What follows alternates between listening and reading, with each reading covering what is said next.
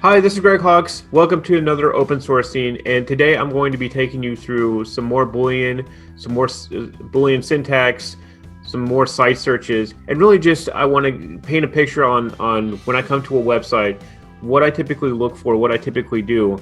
And today I'm going to be focused more in the healthcare arena because that's not something that I see a lot of people really talking about as well. So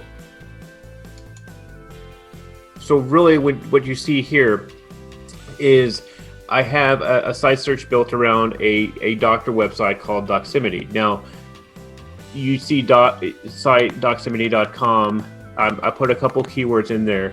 I'm looking for a neurologist, so looking for an MD, and you have a list here with various doctors, various profiles, okay?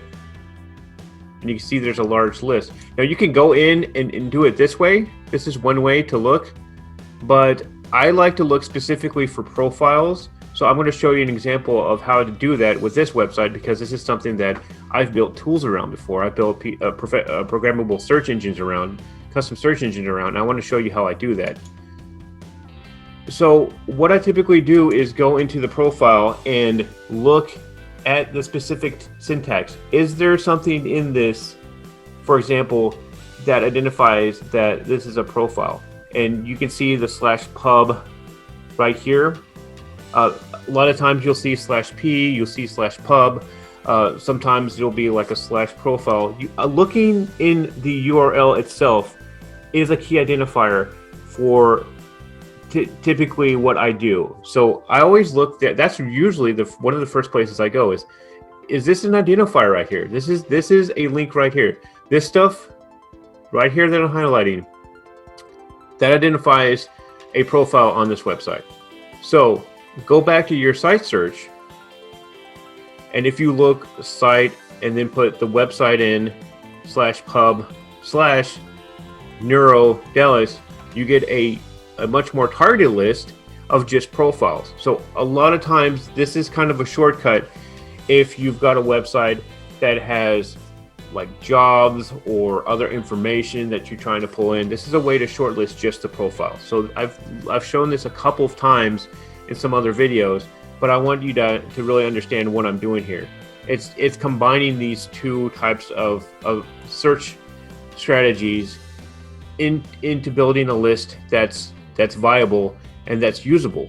And for example, this doctor right here, I looked him up and I see I don't have a ton of information on him, right? Because this is a profile site, and like right here, like you've got a lot of other doctors right here. You could literally pull doctors in that sort of way, but you've got an office location, you've got his name, you've got that he's focused in neurology and in that specialty. You've got some education and training here. And I literally Google this guy, okay? And I find his office, okay? That's a direct phone number to his office. You can set an appointment.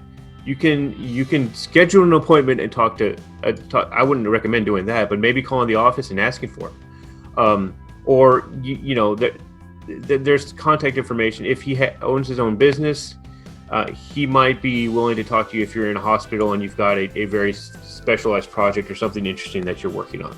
So I would approach it that way. I mean, humanity goes a long way nowadays. So a lot of times if you're just honest and talk to people about different options and different opportunities, it's a good way to find a good way to connect people. So really, I just wanted to take you through the series of steps because this can be complicated. But if you go back to the very beginning, site doximity.com MD, and really just go down that pathway, look at the URLs, look what's in the profiles. Sometimes you can find a better way to search, and especially when in regards to a lot of these built-in search engines, they're not very good. They don't really pull a lot of the keywords that you need. And